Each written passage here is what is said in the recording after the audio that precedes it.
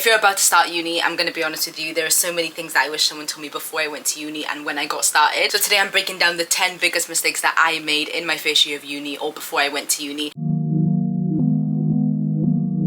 Hi guys, it's Neil, welcome back to my channel, hope you're all doing well. It is back to school season, which means back to school tips, uni advice, fall. I'm actually excited to do this video because it's something that I wish I had going into my first year or when I was entering my first year. We're gonna get straight into it. I've got my iced coffee here with me. I've come with notes and gems, so if you see me looking down, it's because I'm looking at the bunch of notes that I've written. So let's get straight into number one. Tip number one, it's not what social media makes it out to be. It can be very lonely and it is very lonely. And if you don't know how to control that loneliness, it can either be a blessing or a curse. In the build up to going to uni when you're in your A levels, obviously you're excited, it's something new. So obviously you're excited and you think it's something that it's not actually. For example, before I went to uni, I thought uni was gonna be like A star 10 out of 10. Like I thought I was gonna make lifelong friends. I thought I was gonna do this, I thought I was gonna do that. I'm gonna wear the best outfits every single day. I have not made one friend, and most of my outfits have been tracksuits. This is what I'm saying when I say that social media makes uni to sound so unrealistic. 9 times out of 10, it's not what you think it's gonna be. If you think you're gonna make tons of friends, that's probably unrealistic. If you think you're gonna go to a party every weekend, that's unrealistic and not safe and also expensive. So don't get too fixated on what you hope uni to be and kind of just take it for what it is when it does come. Uni can feel really lonely. Even if you're watching this and you're like, oh, I've never been a lonely person, I love being by myself. Trust me, I love being by myself as well. I went on a solo trip this year. If there's one person that knows how to spend time with themselves, it's me. I'm not lonely when I'm in another country by myself, but for some reason I was lonely when I was in uni. Like if that's not saying something, I can't tell you what does. I just want to touch on the part where I said that if you don't know how to control that loneliness, it can either destroy you or do good for you. When I was lonely at uni, that loneliness could have been put into something like falling into depression, not showing up to uni, not exploring the city that I moved to. But instead, my loneliness turned into spending more time with God, building a relationship with God. And in that in turn, that kind of led me to what I'm doing today, which is content. If you're not a Christian, you probably won't understand this, but if you're a Christian, when you go to uni, when I say that God will isolate you, I'm not even joking. My first year of uni was an isolation period because everything I'm doing now, I had to be isolated in order to do this because it's not easy to start something when you've got so much distractions around you. So it's kind of like God took me all the way to London so he can isolate me, so I can be lonely in order for me to get my brain together and start something, which is this that I'm doing now. So I kind of feel like that loneliness for me was a blessing. Me personally, even though I was really lonely at uni, I don't regret one bit of it. I don't regret it at all because I wouldn't have started this if it wasn't for that loneliness. Because thinking about it, if I was always busy, if I was always out with friends, if I was always clubbing, if I was always partying, if I was always here, there and everywhere, I wouldn't have had time to think to myself, being like, oh, should I start social media? But because I was lonely, because I was isolated, I was like, should I start social media? So if you get lonely in uni, don't see it as a bad thing. Maybe it's God trying to show you something. Maybe you're supposed to be doing something better. Maybe you have to be isolated in order to learn something or do something that's going to set you up for the future. Don't try and get out of that loneliness because I feel like the minute you try and escape ways to not be lonely, that's when you start making the biggest mistake. So sit in that loneliness, be comfortable with it, and you'll probably find something that you really love doing out of it, which is what I'm doing now. Really start those assignments early. As soon as you get set a task, an assignment, start it as soon as you can. Even if you look over notes the same day of that assignment and then start it the day after, I'm 100% going to recommend. Those deadlines are serious and no one's going to chase you up, no one's going to be behind you to get it done. The earlier the better, and plus when you get closer to the deadline, everyone is stressing while you're relaxing because you've been done it. Tip number 3, it's safer to have your own kitchen. At the same time, it's also not safe to have your own kitchen because that will make you anti-social. Now, there are 2 types of people that I'm talking to when I say this. It's safer to get your own kitchen if you're already sociable, if you know how to communicate, if you know how to talk with people. Sharing a kitchen with people is deadly. I'm going into my 3rd year, I'm still doing it, but luckily I've got really good flatmates. Year 1, year 2, year 3, I've always had good flatmates, so I'm quite lucky. But a lot of people have really bad luck when it comes to flatmates. If you're going into your first year of uni, you're not shy, you know how to talk to people, you know how to communicate, I'd say get your own kitchen. Prevents mess, prevents any arguments, prevents awkward flatmate. It is safe to get your own kitchen, plus you have your own space. Now, I'm not going to say the same thing if you're shy, if you're antisocial, if you're reserved. Uni is a place where you get to really understand you and know more about you and experience you and learn about you. If you're a really shy person, you don't talk much, you're antisocial, I recommend getting a shared kitchen because that will force you to be confident, that will force you to communicate, that will force you to make friendships. I feel like before you go to uni, obviously you're used to your comfort zone. Going to uni is like you're out of your your comfort zone. The reason why I say that shy people and self-reserved people need to get a shared kitchen is because it will build a skill of communication. You can't go forever in life being scared of people, being scared to talk, and I promise you having a shared kitchen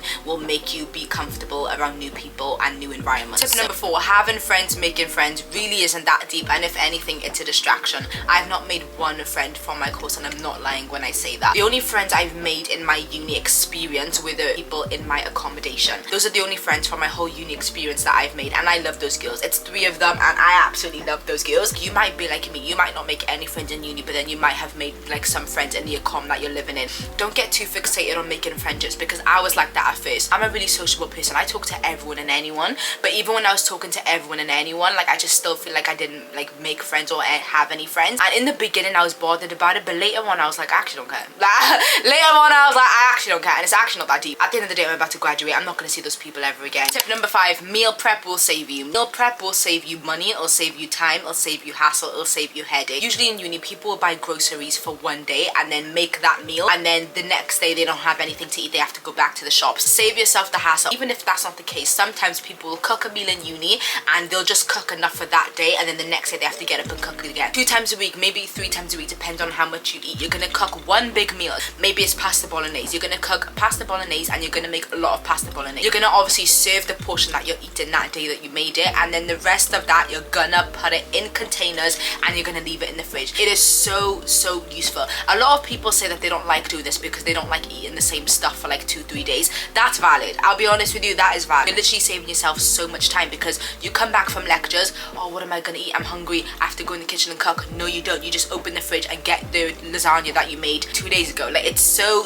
useful. Like, I recommend it all the time. I used to meal prep, and then before my lectures, before I would leave for uni, I would take 1 container of the food out of the fridge, put it in my uni bag and go to uni. In my uni, they have microwaves, they have forks, they have all of that. I would just heat up the food and eat it. Don't spend money every day on groceries. Don't cook every day. That's such a waste of time, and it's really hard as well. Like, sometimes you just want to come back from uni and relax. You don't want to come back from uni and be like, oh, I've got to cook. Tip number 6, start those dreams and those habits now. Really want to express the point of when you go to uni and you've got all this time on your hands, a lot of people put that time towards making friends, partying, and while that's fine, while that's okay, it's also good to invest in the dreams and habits that you've always had. Just thinking about it, it's hard to start your dreams when you're in A-levels, because you're in school, it's compulsory. After you finish uni, life gets too busy, you're an adult. So uni is like the in-between between school life and real life. So it's the in-between, which means it's the perfect time to start your dreams and what you want to do. That's what I'm saying. If you don't make any friends, don't bum yourself up about it. Put that time towards something that's going to make you money, a side hustle. Like I said earlier, uni is the perfect time to know more about yourself, learn about yourself. Start those good habits now. Create a morning routine, create a night routine,